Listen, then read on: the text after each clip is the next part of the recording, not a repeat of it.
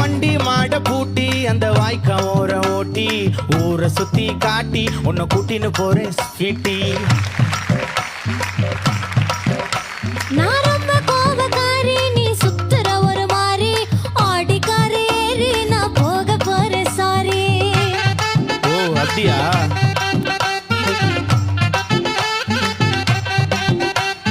வைக்க மாட்டேன் தாடி, நீ வேணா எனக்கு போடி. இந்த மாமாவை தான் தேடி உன் தங்கச்சி வர ஓடி.